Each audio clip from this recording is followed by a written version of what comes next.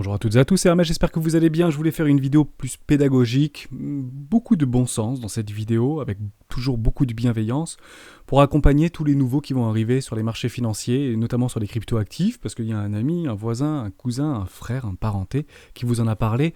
Et dans un premier avis, on se rappelle généralement d'une performance passée. Vous n'y étiez pas, vous n'étiez pas là au bon moment, au bon endroit. Malheureusement, vous avez trop tardé, vous arrivez peut-être un petit peu sur le tard. Et je vais vous expliquer en fait comment ne pas, entre guillemets, subir ces effets en fait de performance par rapport à une prise de position qui pourrait éventuellement se retourner contre vous et d'essayer de travailler en 5 points le bon sens de comment bien débuter dans les crypto-actifs. On commence maintenant. Avant de commencer, je vous invite toujours à rejoindre le Discord des rois du marché. On est plus de 8500 membres aujourd'hui à échanger, toujours avec bienveillance et à partager nos graphiques, nos analyses graphiques, chartistes, parler des fondamentaux au niveau des crypto-actifs, d'essayer de dénicher des pépites ou peut-être des cryptos beaucoup plus résilientes qu'on pourrait éventuellement réencadrer sur des investissements moyen-long terme. N'hésitez pas à venir la découvrir et à venir nous rejoindre et également trouver à l'intérieur une documentation qu'on utilise très simple à comprendre, très facile, d'une stratégie qui s'appelle la stratégie des 4 rois. C'est une dizaine de pages que j'ai vulgarisées. N'hésitez pas à vous en imprégner, à vous en inspirer. Pour vous aussi, et si vous venez d'arriver sur les crypto-actifs, pourquoi pas vous en inspirer pour trouver votre propre style d'investissement ou de trading, que ce soit sur le court, moyen ou long terme. On se retrouve un petit peu ici. On vient d'arriver sur les crypto-actifs. Actuellement, c'est peut-être un bon moment pour investir. Et je vais vous le dire tout de suite. En fait, le bon moment pour investir sur les marchés financiers, c'est très probablement tout le temps. Pourquoi c'est probablement tout le temps ? Parce que vous avez le temps. Et ça, c'est le plus important. Si vous aviez, en fait, il y a 10 ans en arrière, acheté le top du marché sur les crypto-actifs, il y a 10 ans en arrière, sur le Bitcoin, vous serez aujourd'hui très content. Alors que vous avez peut-être acheté à 1000 $ le top du marché. Si vous aviez acheté le top du marché en 2017, les crypto-actifs, aujourd'hui, vous serez content. Pourquoi ?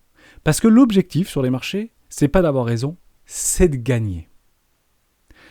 Pour les plus patients, on va essayer de se générer ce qu'on appelle un rendement.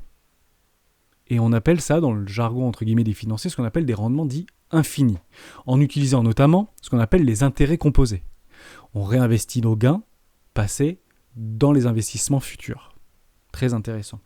Pour ce faire, il y a plusieurs facteurs pour pouvoir dynamiser notre portefeuille, que ce soit des crypto-actifs ou plus sur les marchés traditionnels, parce que ça fonctionne exactement de la même façon que vous soyez dans les cryptos ou dans les marchés traditionnels. Peut-être les valeurs technologiques comme Apple, comme Tesla, etc. Quand vous verrez cette vidéo aujourd'hui, on est plutôt haut sur les valeurs technologiques. On est dans une situation géopolitique difficile, mais je tends en fait à retrouver cette vidéo dans 1 an ou dans 2 ans, qui en fait sera exactement la même chose, peut-être sur des niveaux de prix extrêmement équivalents, mais peut-être qu'à ce moment-là sur Bitcoin, dans 1 an ou dans 2 ans, on sera en train de graviter ici, avec un contexte de structure chartiste équivalente. Dès lors, est-ce que ce sera un bon moment d'investir ici ou pas ?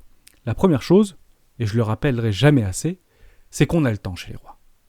Dès lors, quand on dit qu'on a le temps, c'est qu'on n'investisse pas tout notre argent d'une seule fois. Personne ne fait ça. Personne qui survit sur les marchés financiers font ça. Je parle d'une très grosse majorité. Et quand je parle de majorité, c'est 99,9% des personnes qui survivent sur les marchés financiers, notamment crypto, sur le moyen long terme, dans les 3 à 5 ans.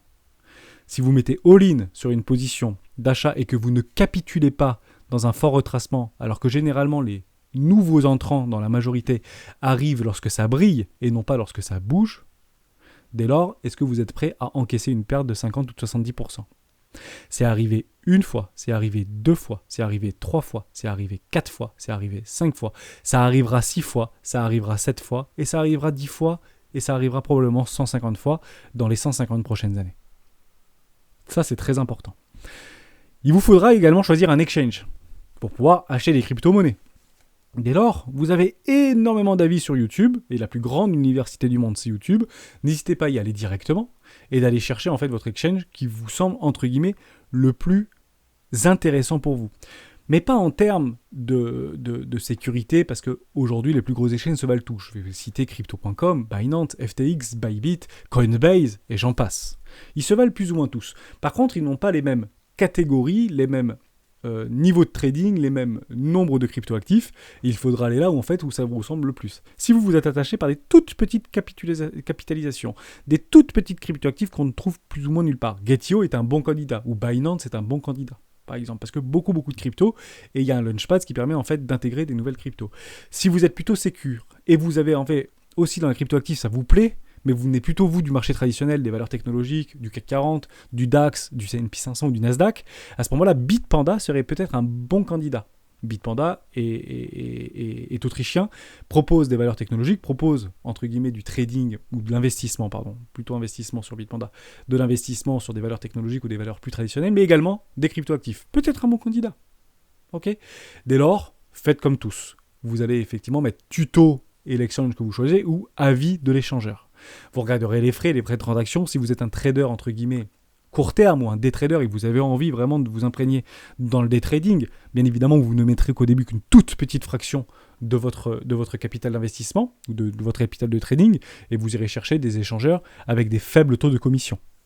Intéressant. Binance, par exemple, FTX, pourquoi pas. Coinbase ou Bitpanda seront peut-être des moins bons candidats pour vous. Ça, c'était super important. Également, vous allez devoir choisir des crypto-actifs. Intéressant. Et comment on fait pour choisir des crypto-actifs ? En fait, c'est très simple. Le premier conseil que je vais vous donner, même si je ne fais aucun conseil en investissement, c'est plutôt une préconisation. Regardez des cryptos qui vous parlent dans votre quotidien.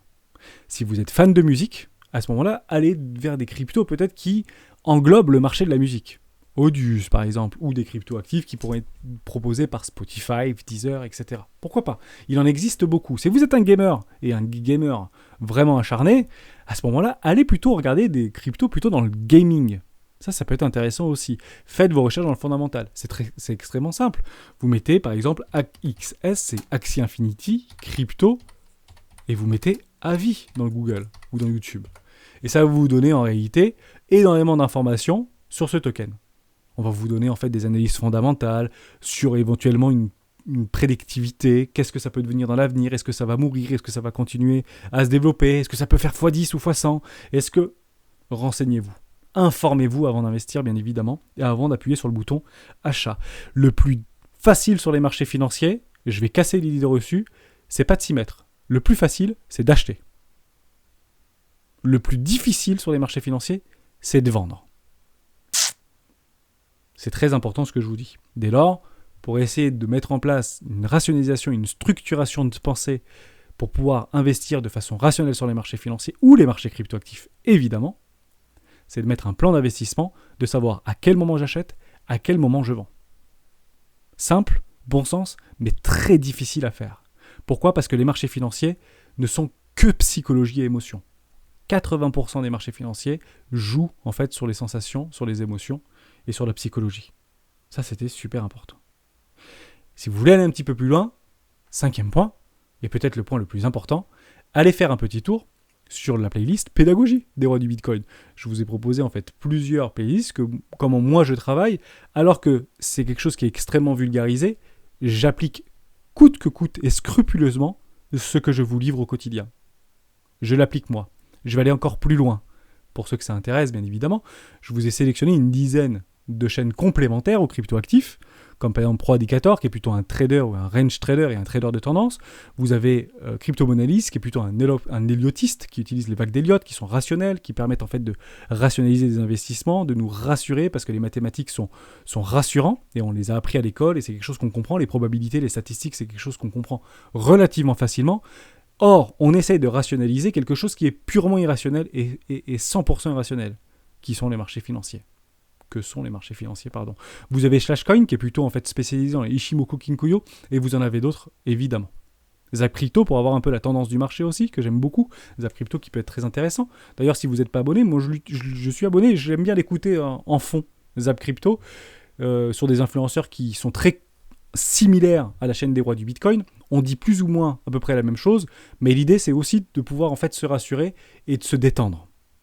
Parce que si en fait on est 10 influenceurs à dire la même chose, et que en fait très souvent, quand vous écoutez une chaîne YouTube, on est toujours à dire « j'ai bien écouté les autres influenceurs et ils sont en train de dire complètement le contraire », en réalité on s'aperçoit que c'est pas tout le temps vrai. On dit souvent la même chose. Et on se trompe beaucoup aussi bien évidemment. Mais pourquoi en fait on arrive à survivre sur les marchés financiers? Parce qu'on a mis en place un plan d'investissement, tout simplement. Si vous voulez devenir trader amateur, ça existe. Faites très attention. Je vous rappelle un adage qui est en fait véritable et vérifié. 90% des traders amateurs perdent 90% de leur capital en moins de 90 jours. C'est la réalité. 75% des traders amateurs ne survivent pas la première année, perdent 100% de leur capital. Les 3/4 des traders amateurs perdent 100% de leur capital dès la première année. Si vous ne voulez pas en fait rentrer dans ces schémas-là, 1, on n'investisse pas et on ne se surexpose pas sur les marchés financiers, et 2, on s'éduque, on apprend, et aujourd'hui, vous avez en fait sur YouTube énormément de possibilités, énormément d'influenceurs qui sont pour la très grande majorité bienveillants et qui permettent en fait de vous accompagner, pourquoi pas, à travers leurs vidéos et leurs influences, par rapport à une prise de position qui sont plus ou moins rationalisées. Pourquoi pas faire au début un petit peu de copy trading?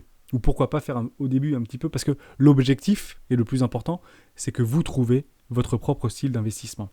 Je finis cette petite vidéo qui sera extrêmement courte, je voulais qu'elle dure moins d'un quart d'heure. À quel moment on sait qu'on est enfin prêt et qu'on a enfin trouvé son style de trading ou son style d'investissement? La réponse est extrêmement simple. Pour ceux qui me suivent depuis quelques temps le savent extrêmement bien. Et je sais aujourd'hui et je pense qu'aujourd'hui ça résonne en vous. Vous savez si vous avez enfin ou pas trouvé votre style d'investissement ou de trading, qui soit très court, moyen, long terme ou très long terme, c'est lorsque vous ne ressentez plus aucune émotion sur les marchés financiers par rapport à des variations de cours ou des mouvements de volatilité. Voilà. À ce moment-là, vous aurez trouvé votre propre style d'investissement. Et l'objectif, il est très simple. C'est pas très sexy, c'est pas très excitant, malheureusement, les marchés financiers. C'est de le reproduire inlassablement pendant les 10 ou les 20 prochaines années. Dès lors, vous risquerez d'être gagnant sur les marchés financiers à moyen et long terme. Merci à tous et à tous d'avoir suivi cette vidéo jusqu'au bout. J'espère que ça vous a plu. On se rejoint sur le Discord des Héros du Marché si vous voulez. Abonnez-vous à la chaîne et pour suivre au quotidien les vidéos des Héros du Bitcoin. Et je vous dis à très bientôt. Ciao.